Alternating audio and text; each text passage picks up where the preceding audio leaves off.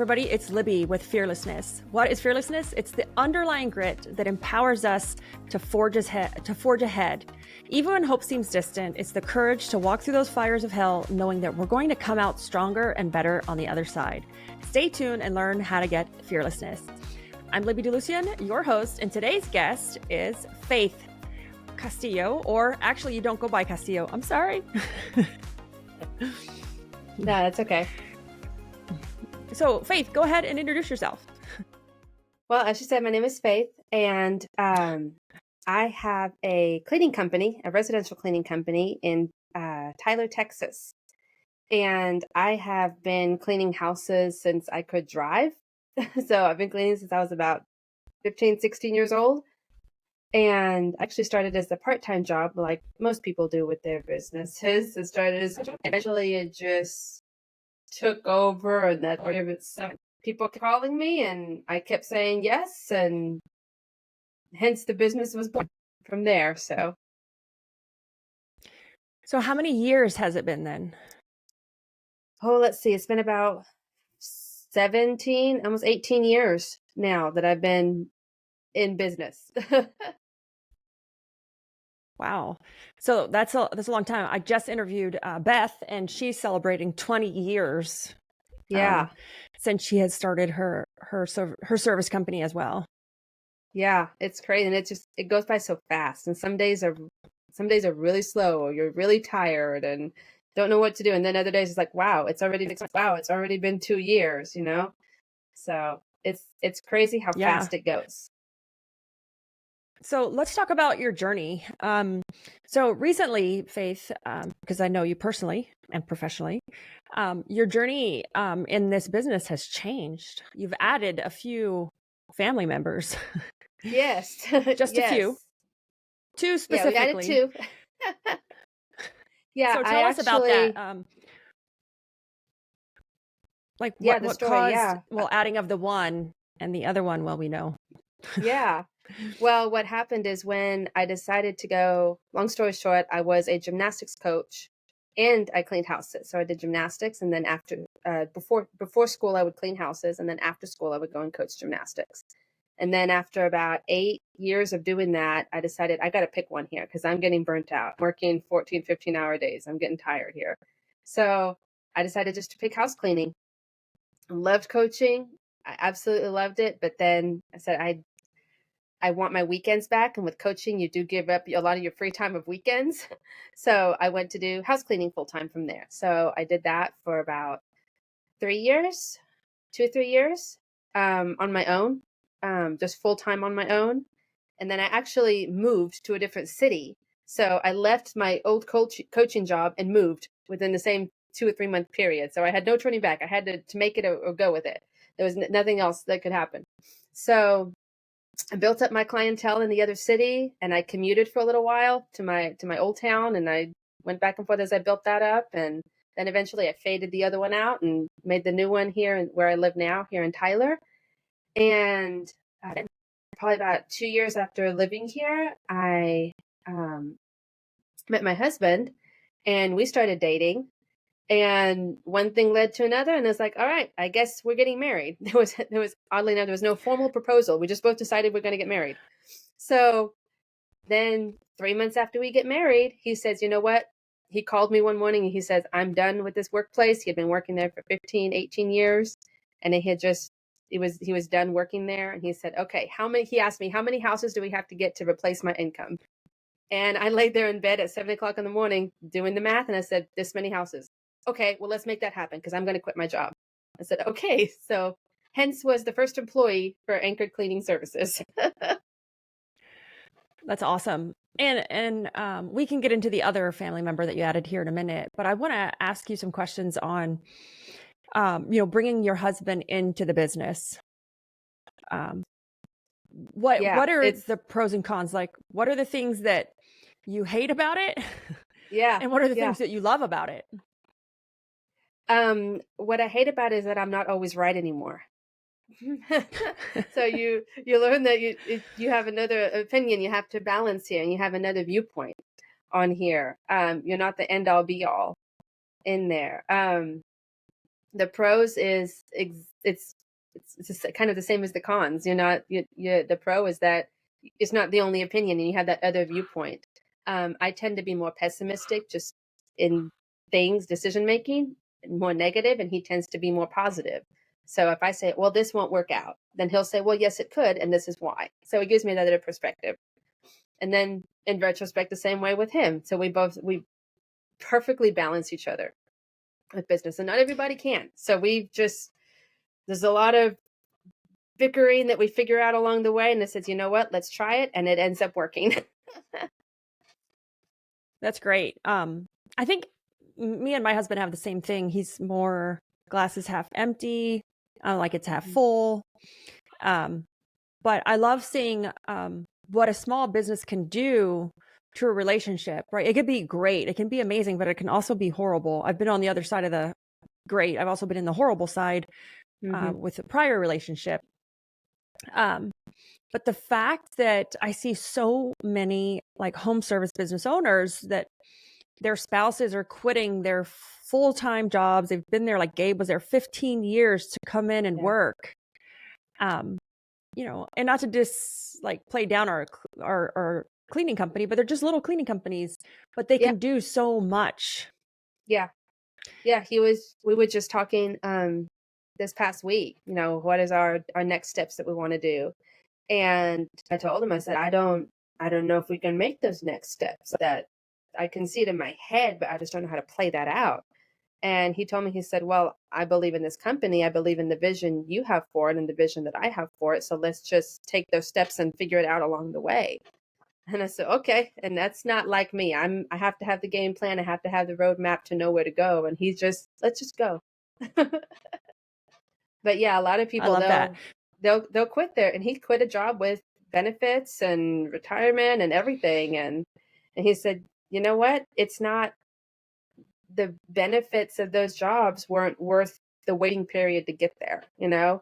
He wanted to do his own ideas, have his own voice, and be able to do those plans that he had, able to do that, because he has a big gift for people and relationships. I tend to be more of the statistical money person on this. I'll manage the books and he manages the people.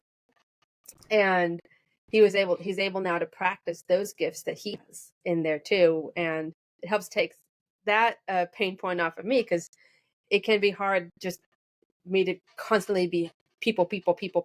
I have to have those spurts, but he can constantly go with the people.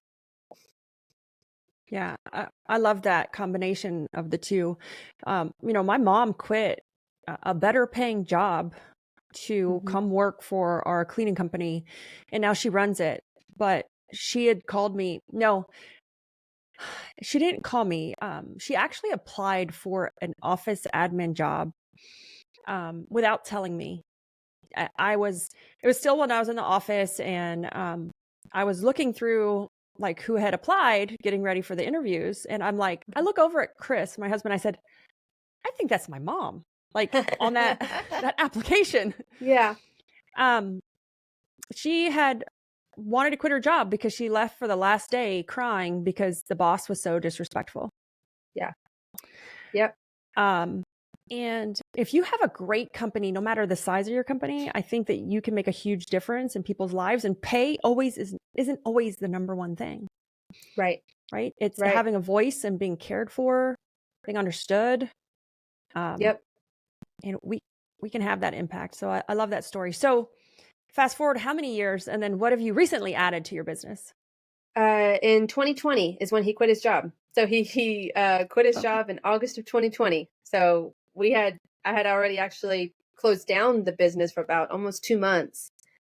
From March to April, May, to about mid-May is when I started to go back and call my clients and said, hey, are you ready for us to come clean your house? And they were ready. They would say, yes, please come clean my house. I don't, they were closed it down because of COVID, concerned about COVID is about the dirt in their house. Yeah.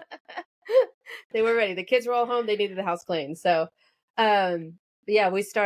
he started cleaning with me in August, and I started training him. And then slowly we just said, we need to hire help. We're starting to get maxed out here. So we started hiring employees, and that began that was still in 2020. We started hiring employees and learning how to just winging it, Googling how to run a business, you know, then you get overwhelmed with the results. So you say, well, we'll just pick this and go with this.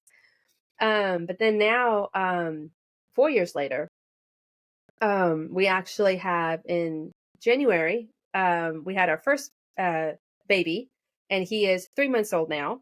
So he's been our newest addition to the family and to the business. And our colors are orange and blues. So he has Hey, a you little stole orange my onesie. colors. I'll fight you over that I orange. was navy I'm blue. I'm joking. No, I think, it's fun though. But we just jump in orange colors all the time, and I'm always on Amazon for another orange outfit to get him. So yeah, he's 3 months old, and we love him. The employees love it when we bring him to the office. Whenever we have a staff meeting, everybody just gets a turn holding him. So it's a lot of fun. It's definitely a lot of fun. So how did it for you, Faith, business owner, then now bringing your husband into the game and then adding a baby to the mix? First, I want to ask, what were your fears of the anticipation of what the baby was going to do to the business? That everything would stop. Because we own our own business, but we're still self-employed. If we don't work, the bills don't get paid. So me knowing that having a baby, and we had both wanted a baby for a long time. So I also knew I wanted to enjoy this baby in the sense of I wanted to unplug from the business and spend time with the baby and not be worried about it. So we had to, as soon as we found out I was pregnant, we both looked at each other and said, okay, let's get out of this day to day. That was our decision. It's kind of oh my God, day to day. Now we got to go to work. Yeah. Now it's a 9-month countdown here. We have to learn how to get out of the day to day in 9 months. And it was learning what to get out of my head so that somebody else can take on these roles, what Gabe needs to get out of his head so someone else take on the roles. And it was very overwhelming, and not that we didn't know where to start, but it was just thinking of, could we even make it? Were we going to work this far? And then we weren't ready, on there. So it was probably about a year ago that we were about a year ago, we were trying to figure out what's the next roadmap, what's the next step. We were starting to get a little bit burned out in the business at that point too. So we were a little overwhelmed on where to go from there. We had different options that we could look at. I said, no, let's stick with this business. Let's make it work. And we want it to make it. Don't let the business run us. We're going to make it what we want it to be. And if we want to be available 24/7 for the business, then that's what we're going to do. If we want to be available 8 to 5 for the business, that's what we're going to do. So it was just creating that roadmap and finding others to help us get there also. I had some calls with you, some coaching calls with you in the business network that we're both in, that you're a coach in, and had some calls with other people that are kind of in the same boat, that had gone through that same path of, okay, I'm having a baby and I'm in the business. What do I do? And they were very, very helpful in just saying, it's okay. It doesn't have to be perfect. Just do what you can. That's all it is. And we did. And then he was born, and for about almost 2 weeks, I was really not involved in the day-to-day, and it was really, really good. I think maybe after 3 or 4 days after the baby, then I decided to log on to my computer just because I wanted to. It was you that did it. I had to. Yes. It's because I wanted to get back to work. I didn't have to go back to work. And that was a gift. That was a gift I gave myself, is that I was able to get that time for me and the baby, and just being. So I love that. I had Yaya right after I launched our cleaning business, organize it. And I was scared to death, because I was like, I don't want to have her and then go right back to cleaning houses, because I was still cleaning houses 6 years ago when she was, or 6 years ago. And it's amazing what we will do when we're like, our back is up against the wall. Like, it's amazing how we can make things work when they have to work. Yep. So I love that. So now that you've had them, and now that you had the fears that were set in your head, now what is it actually like after having them? It's way easier than I thought it would be. He is, the baby's really, I am very blessed. He's a very, very good baby. He's very quiet, oddly enough. um, but he's in the office with me. He's in his little baby swing. He's on his little feeding schedule, and he's 3 months, so he's still on the bottle. So I'm waiting for the day he can hold his own bottle, so I don't have to stop and get off the computer. But it is fun. But it's a really good dynamic having the baby there, because it reminds us to stop working. It's that in your face, it's time to stop working, you know? Um, oh, he's smiling. We need to stop and enjoy this baby smile, because he's gonna grow out of it. You know, it's all these phases he's going through now. And then it reminds us that even though sometimes when he would take naps and things like that, I would take advantage that I'm going to go to work now that he's taking a nap, and then I would be tired and cranky when Gabe would get home from work. And I said, this isn't gonna work. I need to be able to enjoy our family time when we're a family here outside of work hours on there. So that's been really important for us to put those boundaries in there, that no, we're not answering this call. No, we're not checking our phone. We're just enjoying each other. We're going to go out to eat, and we're not going to be checking the work email.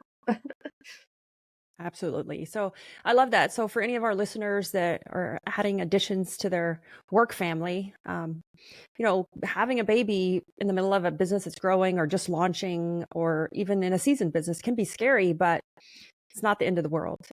You can get through it. So Faith, what are some tips that you could give any of our listeners if they are expecting or adding a baby to the mix of a family ran business? What are some things you did that kind of helped ease that?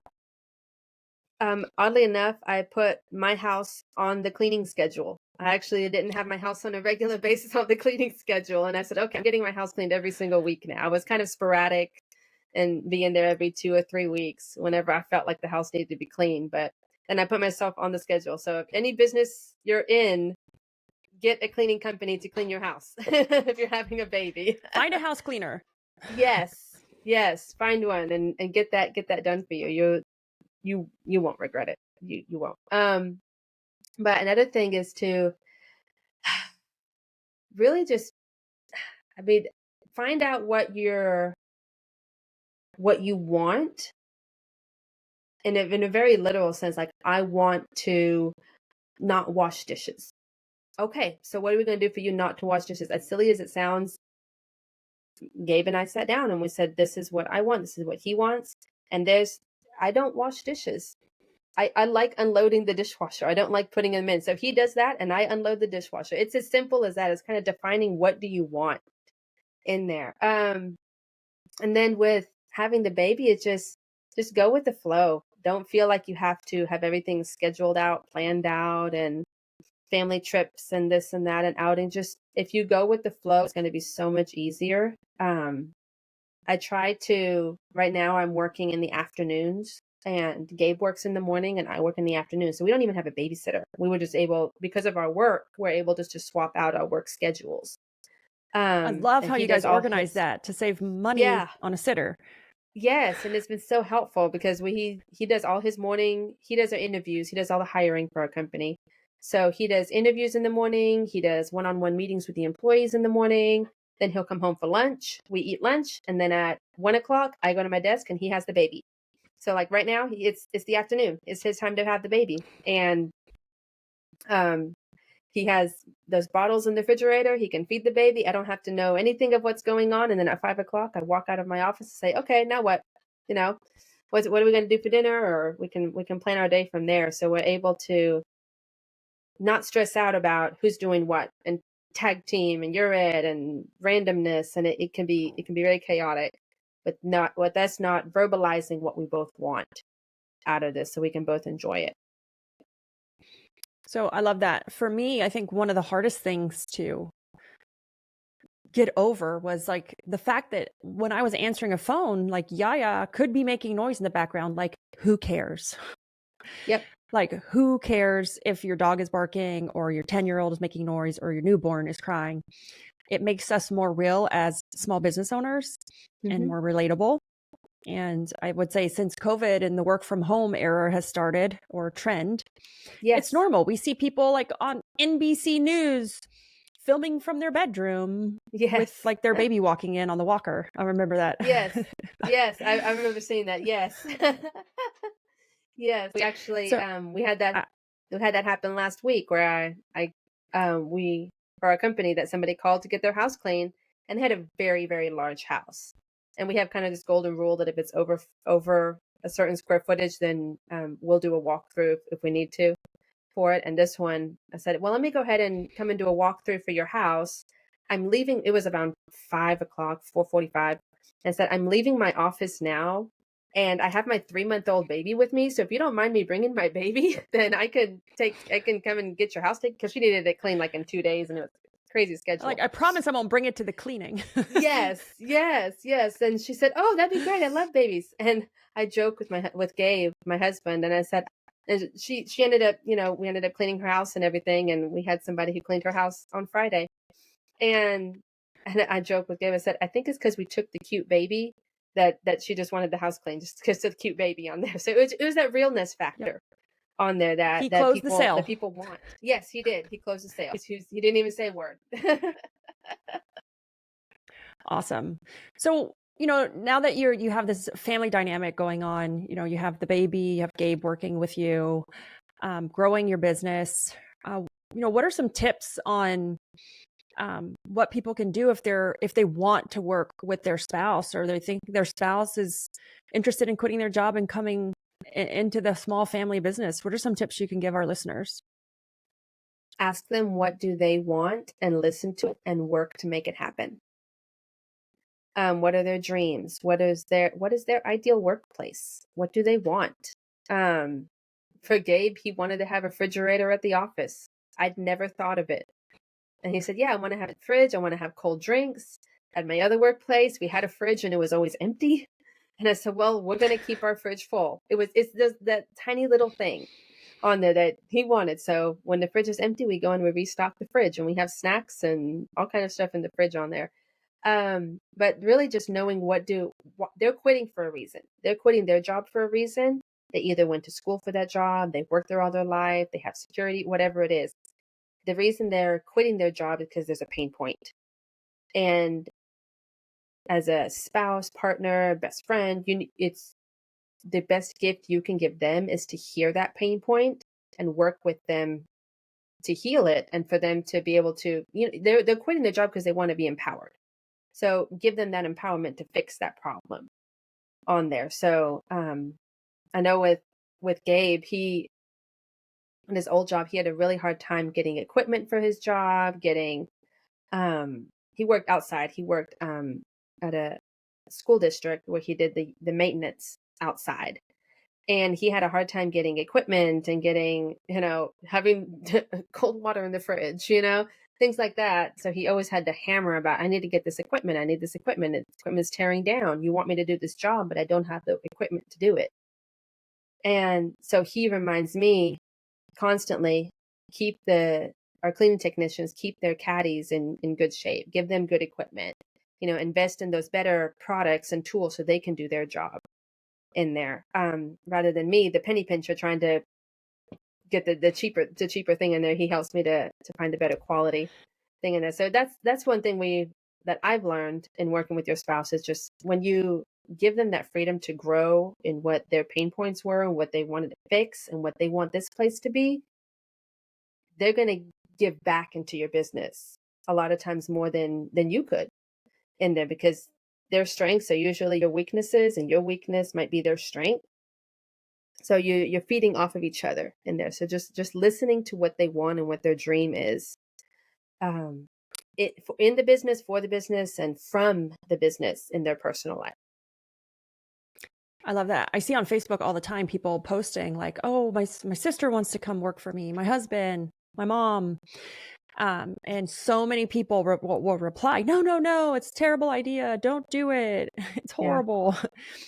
Yeah. And I think once you nail what kind of communication it takes to work with family or friends, it can be a phenomenal relationship, because you get trust. Like, you get someone that you can trust. And I think it's because we don't have good communication skills at the beginning, or when we try it, or our expectations are misaligned. And so I love that communicating, like you said, get what they want. Like Chris came to work for us. And I didn't want it to happen because I had a prior experience where it was horrible. And they kept asking me to bring Chris in. And I'm like, no, it's okay. Like, no, I'm good. Like, and then when we did bring him in to WootRecruit, I said, okay, I don't want to be his direct report. Like somebody else needs to manage him or hold him accountable because I don't want to do that. I've done that and it's not great. But that being said, it was because maybe I wasn't mature enough at the time with my ex, for it to work out. But now we've removed that layer between us. Like I am his direct report. He's almost as even as I am in the company and does probably more than I do. But it can be a great thing because of the amount of trust that you can have in someone that's like a family member or a very close friend. But because it goes south once, it may be a maturity level thing or like you're not great at communicating. And once you learn those things, I totally think you should lean into family because it can be a great relationship. It can be a great mix. Yeah, absolutely. Yeah. When you learn what he means and what she means, and when you're talking and to understand it completely changes how you're listening to them too on there. So when they say, hey, we need this, if Gabe tells me, hey, we need to buy, trash bags for the office, and I'll say, oh, okay. And I'm ignoring, I forget, I just forget to buy trash bags. And he says, no, we need trash bags. It reminds me, oh, I need to give them good equipment. That's something that he's wanting to do here. That's something in his vision, and I can do that. And it's a smaller trash bags, but what it is for him is a trigger. Right. Because if you don't do it, it anchors to that past experience. Yes, exactly. And it's a domino effect. It's a trigger. Yep. It's a trigger. So exactly. Chris has the same thing because he looks young for his age and the way he grew up. It's a whole nother story, but he has triggers. And it is. And you don't know these things unless you ask and you have open communications. But his trigger is, why did you do that? Because he was always, he grew up where he was kind of like with a family member that was very condescending, like very like micromanaging. Like, why did you do that? Yes. And if he wouldn't have shared that with me, I ask that question all the time. I ask it to my kids because I'm curious. But now I know I never say those phrase, that exact phrase, because it is a trigger. It makes him feel bad. Like, yeah. So I love that part of the equipment. I have a similar trigger with it. It's very similar like that. My mom would constantly ask me, well, what were you thinking? I was like, I don't know what I was thinking. I wasn't thinking. So I don't know. So he said it's, why would you do that? And what were you thinking? Were the two that he told me that are his triggers, that it does something in his mind.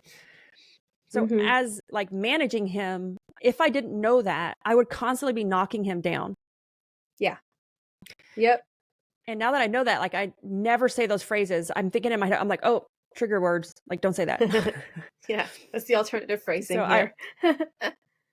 I reframe it to a different, and you could see it when I say it to him just like deflate. Right. So love that topic. So last question, as a mom, new mom, working with your husband, how do you stay motivated? How do you stay motivated to stay up with a newborn, to make time for your spouse, to run the business? What are the things you do to stay motivated? Because let's see, that's a really good question. How do you stay motivated? You have, especially on a bad day, a joke, the bad days happen but you enjoy the good days, and then the good days remind you, that the bad days aren't going to be very long. How do you stay motivated? Behind me, I made this sign behind me. You can see it just says, it says keep going. And that's how I stay motivated. This is I'm in my home office now, and this is actually the baby room too. So it's nursery and home office. And I put it in the nursery and home office because I'm going to come in this room a lot when I'm tired and cranky and don't want to come to work. And it might be 2 o'clock in the morning and it's in there. And it's rewarding. That's what I would say, is that we stay motivated because we're rewarded, even the little things. This morning I was rewarded. I was kind of dragging. I didn't really want to get on the phones and go to work today and things like that. But a new client called us and she said, "Hey, you cleaned my friend's house on Friday, and I was calling because she referred you." I hadn't even called that client yet to see how her cleaning went and get some feedback, but that was the feedback on there, is that she had already referred somebody and we had already booked her and we're cleaning her house this Thursday. So that was the reward. And that's how we stayed motivated. And I still had a bunch of other owner things I had to do today that weren't the most exciting things, but they're on the owner's list, so I had to do them. But just that one high, it was good on there to say, hey, we're winning. This is good. We're keeping going. We're going to keep going here, and things are on the up and up. And something that we have, it sounds cliche, but now that we have like a future plan, now that we have the baby, we see things we want to do with the baby, and we have things we want to do for ourselves, but then now we want to go on there.